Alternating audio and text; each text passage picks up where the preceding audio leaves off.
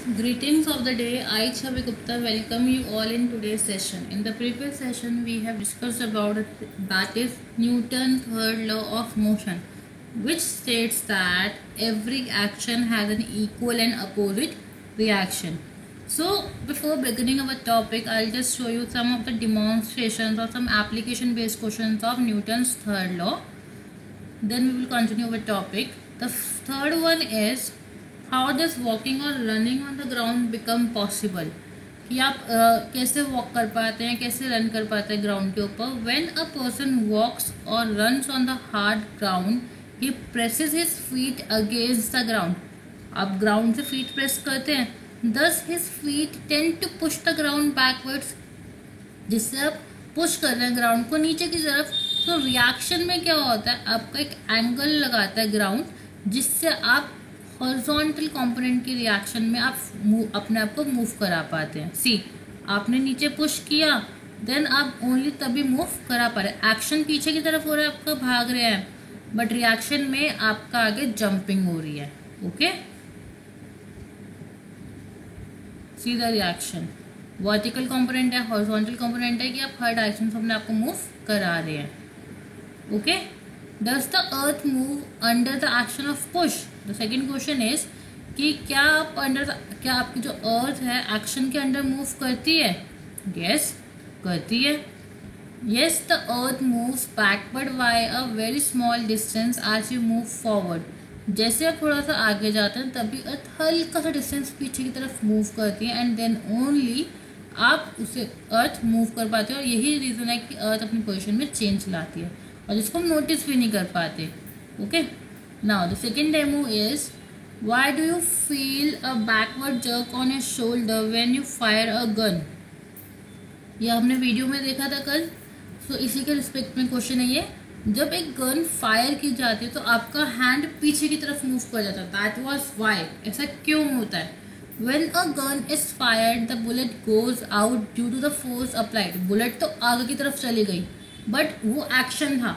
उसके रिएक्शन में क्या होता है कि जब आप छोड़ते हैं तो बुलेट एक रिएक्शन शो करती है, जिसके रिस्पेक्ट में आपकी बुलेट पीछे जाती है, सॉरी आपकी गन पीछे जाती है, एंड आपका शोल्डर अटैच होता है तो आपके शोल्डर को वो जर्क लगता है. So when a gun is fired, the bullet goes out due to the force applied on it through the trigger. This is the action. The gun recoils backward due to the reaction. Gun वापस recoil इसलिए पीछे आ रही है, due to the reaction acting on it in the opposite direction. This gives a backward jerk to the shoulder of the gunman. See, पीछे आया shoulder हल्का सा. आप इधर यहाँ पे देखिए, force acting on the gun and that is reaction. आपने बुलेट फायर की, आगे गई बुलेट, बट रिएक्शन में क्या हुआ कि आपका फोर्स गन पे लगा एंड जिसकी वजह से आपका शोल्डर मूव कर गया. Okay, this was the one. The change in the momentum of the bullet is equal and opposite. तो चेंज आया वो इक्वल एंड अपोजिट था that of the gun. Initially both the shot and the gun are at rest. दोनों ही rest पे थे. तो जो मोमेंटम प्रोड्यूस होगा वो गन में और बुलेट में दोनों का इक्वल होगा. दैट्स वाई आपका मास ऑफ बुलेट जो है वो स्पीड ऑफ द बुलेट के बराबर है. Mass of the bullet into speed of the bullet हो गया, equals to mass of the gun into speed of the gun आ जाएगा. दैट मीन्स कि जिस स्पीड से बुलेट फायर हुई थी उसी स्पीड से आपकी गन बैकवर्ड्स में आएगी. Since the mass of the gun is much greater than that of the bullet, the speed of the gun is very small as compare to that of the bullet. अब क्या कह रहे हैं यहाँ पे कि आपने जब गन को फायर किया था तो बुलेट की कंपैरिजन में गन का मास बहुत बड़ा था, तो वो जिस स्पीड से गन पीछे आई आपको वो कंपैरेबल नहीं था, आप उसे कंपेयर कर सके. बट बुलेट जब आगे गई तो उसका मास बहुत छोटा था, तो आपको वो इजिली मूव करती हुई दिखाई देगी. Therefore, the gun moves backwards only by a small distance and distance during recoiling. Okay, that was the explanation of the that why the gun recoil or why does you have a shoulder jerk. This was all about. Now we will start our topic, that is conservation of momentum. Momentum क्या था आपका? mass into velocity.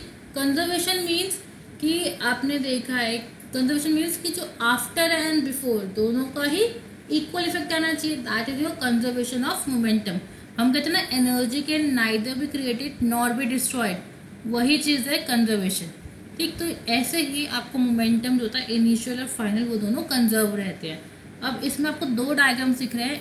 एक diagram में आपको दिख रहा है कि बॉल 1 बॉल 2 की तरफ जा रही है एंड बॉल 2 बॉल 1 की तरफ जा रही है, एंड सेकंड डायग्राम में आपको दिख रहा है कि दोनों ही बॉल्स आपस में कोलाइड कर गई।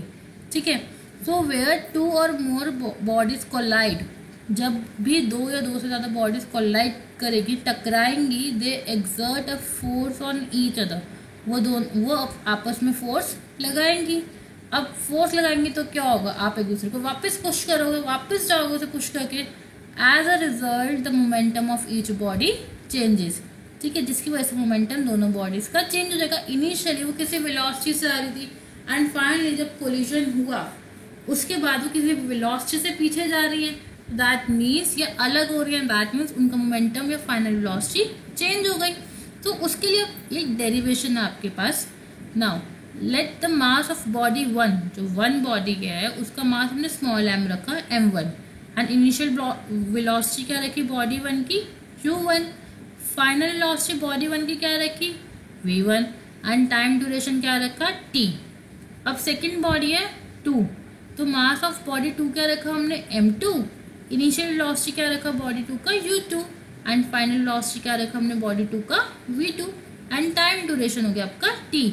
ना अब तो हम कह रहे हैं कि दोनों पे फोर्स एक्सर्ट हुई है बॉडी 1 एंड बॉडी 2 पे, बट रिस्पेक्टिवली, तो उसके अकॉर्डिंगली दोनों की फोर्स निकाली जाए। एंड अब आपको पता है फोर्स अगर मोमेंटम की टर्म में निकाली जाए तो क्या होता है, final momentum minus initial momentum upon में टाइम पीरियड। ठीक है, तो सेम चीज हमने यहाँ पे किया, हमने फोर्स 1 निकाली, मीन्स जो फोर्स एक्सर्ट की गई है बॉडी 1 पर वो कितनी है, final momentum that is m1 v1 minus m1 u1 upon में t। अब दोनों में मास कॉमन था तो हमने उसे कॉमन ले लिया, तो हमने क्या लिखा v1 माइनस u1 अपॉन में t एंड m1 मल्टीप्लीकेशन में। सेम वे में हमने f2 की फोर्स निकाली, that is m2 for mass 2 v2 minus u2 upon में t निकाली। क्लियर। अब इसके बाद हमने क्या देखा कि न्यूटन का थर्ड लॉ ऑफ मोशन क्या कहता है कि every action has equal and opposite reaction, कि जितने भी एक्शंस हो रहे हैं उनका रिएक्शन होता है और इक्वल होता है बट अपोजिट इन डायरेक्शन होता है। दैट मीन्स कि F1 पे जो फोर्स लगे वो इक्वल होगा माइनस F2 के, ये हमने निकाल लिया यहाँ पे। तो F1 की फोर्स हमने यहाँ पे पुट कर दी m1 v1 minus u1 upon में t1। अब हमने F2 की फोर्स पुट कर दी, but remember to put a negative sign. Thus अब हमने क्या किया, यहाँ पे हमने पहले m1 v1 को मल्टीप्लाई किया m1 v1 minus m1 u1। Class अब मैं जो स्टेप दोबारा से बोल दी प्लीज उसे लिख लीजिएगा। Now force F1 equals to minus F2 था, then m1 bracket v1 minus u1 upon में t लिखा हुआ है equals to minus m2 v2 minus u2 upon t लिखा हुआ है। यहाँ तक समझ में आ गया आपको। देन हम दोनों को मल्टीप्लाई करते हैं। अब स्टेप क्या आएगा आपके पास, m1 v1 minus m1 u1। मैं दोबारा से स्टेप बोल रही हूँ, m1 u1 सॉरी m1 एक सेकेंड, आपके पास ये फोर्स F1 F2 था, ओके आपने पुट किया, देन सी पुट करने के बाद अब यहाँ पे एक स्टेप आता है, लिखिए m1 v1 minus m1 u1 upon में t equals to minus of m2 v2 plus m2 u2 upon में t। देन दोनों में टाइम पीरियड सेम है तो tt कैंसिल हो जाएंगे। तो आपके पास नेक्स्ट स्टेप बनेगा m1 v1 minus m1 u1 equals to minus m2 v2 plus m2 u2। I hope आपने यहाँ तक लिख लिया है। Then you will have a third step that is m1 v1। अब हमने क्या किया, इनिशियल हमने फाइनल मोमेंटम्स जो थे दोनों एक साइड ले गए एंड इनिशियल मोमेंटम्स हम दोनों एक साइड ले गए। तो हमारे पास इक्वेशन क्या आई, m1 v1 plus m2 v2 equals to m1 u1 plus m2 u2। So this is your sum of final momentums of two bodies equals to sum of initial momentums of two bodies। Clear है यहाँ तक। तो दोनों का final momentum equal है initial momentum के। तो यही आपका प्रिंसिपल है कंजर्वेशन ऑफ मोमेंटम का, जो ये कहता है व्हेन 2 और more bodies act on each other, जब 2 या 2 से ज़्यादा बॉडीज एक दूसरे के ऊपर एक्ट कर रही हैं एंड कोई एक्सटर्नल फोर्स उन पर एक्ट नहीं कर रही, तो उन दोनों का टोटल मोमेंटम इक्वल होगा उनके इनिशियल मोमेंटम के टोटल के। Clear? This is your conservation of momentum. Now during any collision the momentum is conserved, momentum conserve रहता है। As has been noted, conserved means that the sum of total quantity does not change, जो sum है दोनों quantities का वो change नहीं होता।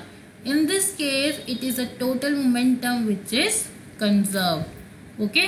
Now we will see some of the applications of conservation of momentum. Now, when a shot is fired from a gun, the gun recoils. Shot fire हुआ तो gun पीछे की तरफ आई थी आपकी. See again. अभी आपको दोबारा से दिखाते हैं. Before firing आपकी नॉर्मल स्टेट थी, बट जैसे फायर हुआ तो गन पीछे की तरफ आई. ठीक है.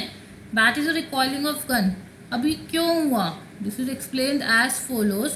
When the shot is fired, it leaves the barrel. Means आपकी जो बुलेट थी वो आगे होगी with certain force. The outgoing shot causes a reaction on the gun. Thus, an equal and opposite force acts on the gun and it recoils. Before यहाँ तक समझ में आ गया, ये Newton third law of motion के according है. ठीक है. अब before firing both the gun and the shot are at rest, दोनों रेस्ट पर थे. सो दोनों का इनिशियल मोमेंटम 0 हो गया. ओके. अब हमने क्या माना कि मास ऑफ द शॉट m था, मास of the gun capital M है. वेलोसिटी जो गन की थी जब उसने निकला बैरल से, that is a small v, but जिस वेलोसिटी से गन रिकॉइल की that is capital v. Okay. Now total momentum क्या होगा शॉट के बाद, मतलब फायरिंग के बाद. Final momentum plus final momentum of gun plus final momentum of bullet, यही होगा. या शॉट लगा लो आप. बुलेट का या शॉट का फाइनल मोमेंटम क्या होगा? m into small v. Okay. Plus m into capital v, that is your gun. ठीक है. तो principle of conservation of momentum क्या कहता है कि अब हमारे कहता है इनिशियल तो 0 था ही क्योंकि दोनों ही रेस्ट पर थे, सो इक्वल्स टू वो 0 आ गया आपके पास. अभी क्या कह रहा है? mv equals to minus of mv means final momentum of gun is equals to negative of final momentum of bullet या शॉट. वहां से हमने वेलोसिटी निकाली, किस वेलोसिटी से गन रिकॉइल की गई है. The negative sign for v means capital V, that is the recoiling velocity, indicates that the gun recoils in the direction opposite to that of the shot. I hope this is clear to you. Now we will see an example how to solve in questions. An object of mass 1 kg traveling in a straight line. मास क्या है? 1 kg. First object का straight line में travel कर रहा था. Velocity कितनी थी? 10 metre per second travel कर रहा था, that is the initial velocity. Collides with टकराता and sticks to a stationary wooden block. Stationary wooden block means कि वुडन ब्लॉक सेकेंड ऑब्जेक्ट है एंड वो रेस्ट पर था, तो वुडन ब्लॉक की इनिशियल वेलोसिटी क्या हो गई? 0 हो गई. एंड मास कितना वुडन ब्लॉक का? 5 kg. तो m1 क्या है आपके पास? 1 kg जो ऑब्जेक्ट का मास है, एंड m2 क्या है? वुडन ब्लॉक जो 5 kg है. इनिशियल वेलोसिटी क्या है मास 1 की? That is 10 metre per second. और वुडन ब्लॉक की इनिशियल वेलोसिटी क्या है? 0, क्योंकि वो रेस्ट पर था. Then they both move off together in the same straight line. दोनों सेम स्ट्रेट लाइन में चलना स्टार्ट करते हैं कोलिजन के बाद. Calculate the total momentum just before the impact and just after the impact means collision से पहले and collision के बाद.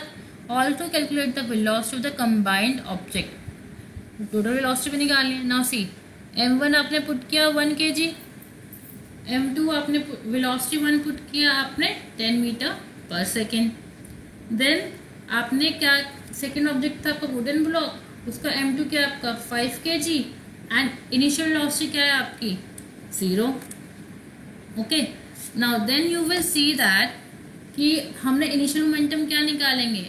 m1 u1 that is 1 kg into 10 metre per second, that is 10 kg per meter per second.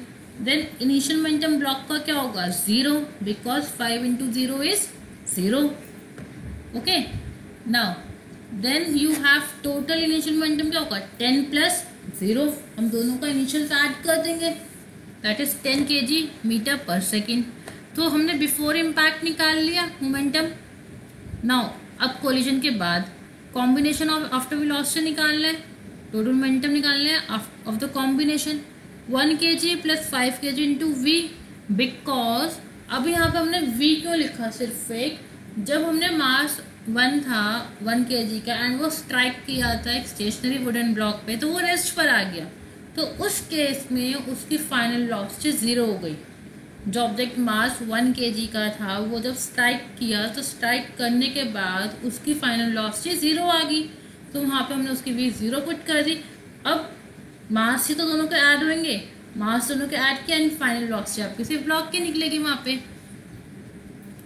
Then 1 kg + 5 kg 6 kg 6v into kg. अब law of conservation of momentum क्या कहता है कि दोनों के मोमेंटम आपस में इक्वल होंगे. इक्वल पुट कर दिया, हमने वैल्यू निकाल ली वहाँ पे.